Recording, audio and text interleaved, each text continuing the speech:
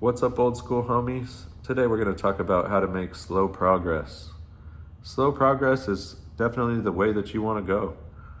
And a lot of the fast progress that I've seen over the years is completely bullshit, you know? And I'm not going to say what all of that fast progress is because you know what it is. It's lame. Everything about it.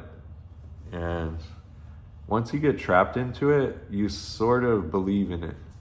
You believe that you should be in debt. You believe you're not living unless you're in debt. And that's not progress. Progress is not debt. Okay, it's not. You have to know the difference. And whatever project you're doing, I don't care if it's painting pictures or building houses or making music, if you're just staying away from all the fiscal ideas, all of the ideas that I just have all this time and money to do things, I'll let you know that you're probably going to run out of time and money. So making the slow progress is actually where it's at. And progress means not losing. Losing is errors. Errors is a loss. And if you can minimize that through experience, then you have a better chance at not losing when you go to scale up and do something bigger. And what people think is that they need to take out a loan in order to do something bigger. I've thought it myself and I've done it myself. I've taken out loans to do larger projects.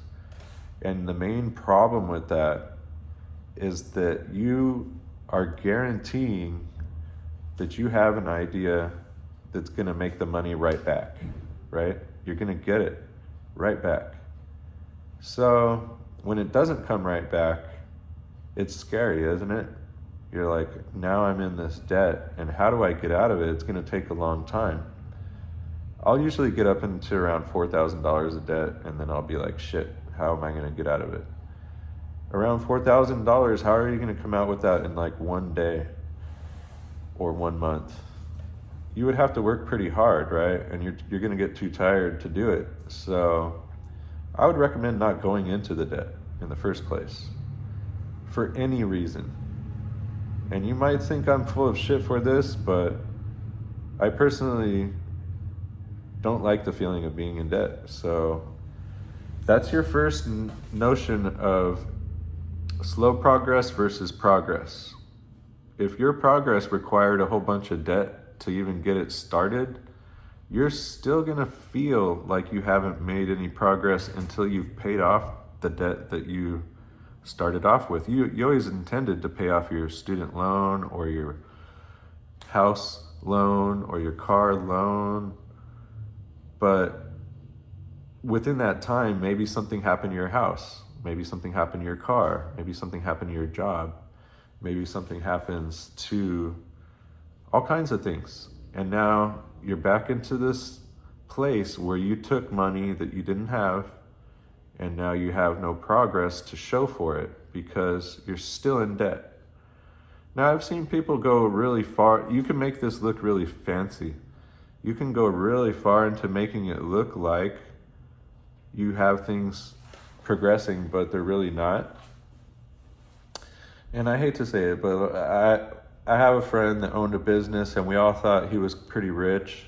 And he was literally the poorest person I've ever met in my life, homeless. And for some reason, we all looked at him and thought that he was rich. And some people thought, man, this guy has got a business. He's got people around him that work for him. He's a big deal. And then you start to look at all of the trends of how his money got spread out, and he didn't have any money. He didn't have anywhere to live. And I thought, fuck, man, this is who I look up to. I think that this guy is the biggest businessman that I've ever met. But how is his progress not progressing? You know, this business isn't really getting more businesses. All the people that work for him pretty much leave. everything feels uncertain. He started taking out loans. Those loans needed to get paid back quicker. And then it just looked messy. It just looked like, man, I don't want this to happen to me. So the only way not to let it happen is not to go in debt. And that's how you make slow progress. I've done it in a lot of different ways. And it's like, yeah, you can make payments on something, right? But can you make payments on something that you've already used up? Yeah, like don't buy something that's going to get used up and then you're going to still owe money on it, whether it's a house or a car or a girlfriend. Dude, don't go into debt like that. You need better ideas. And the slow progress is looking at what makes sense. What are the pieces? How can I get these pieces together without trapping myself into debt? And there's ways, there are. There's a lot of different ways that you can look at things in order to make slow progress. And doing nothing, you're not going with slow progress there, but doing one small thing a day. Say I painted a little bit of this wall. It looks like I did, huh? Yeah, that's slow progress, dude. That was probably 6 months ago, but today I could finish this wall and no one would ever know that it took me 6 months to fucking paint a wall. You know what I mean? I planted 6 plants. And there's a video of me planting these spider plants. They all grew. It only took me an hour. Now those plants are in my yard and they look good. Now those plants are actually spreading out and making new plants.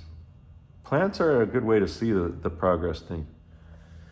There's certain things where you can actually see, hey, plants aren't really expensive. They're growing all over the place. Maybe if I just get some of the pots that I see laying around in the trash and start planting my own plants in those pots, I could start a nursery. And then you can actually do this. You could start growing a whole bunch of ornamental plants and watering them at no cost. You know what I mean? And you think, well, I'm not that into plants. What are you into? Metalworking? Mechanics? You can still make slow progress with these sort of things. Start getting some of the things under your belt that are less difficult, and then get your bandwidth opened a little bit more and say, you know what, I think I could tackle a slightly larger project and a slightly larger project. And at one point, you'll just be like, I could do whatever. I'm not scared anymore. And that's the point you want to be at. You don't want to look at everybody like, well, I need to pay this person to do this because I don't know how. Or I need to buy this on credit because I don't have it. You don't have it because you didn't work for it. And there's ways to work for everything.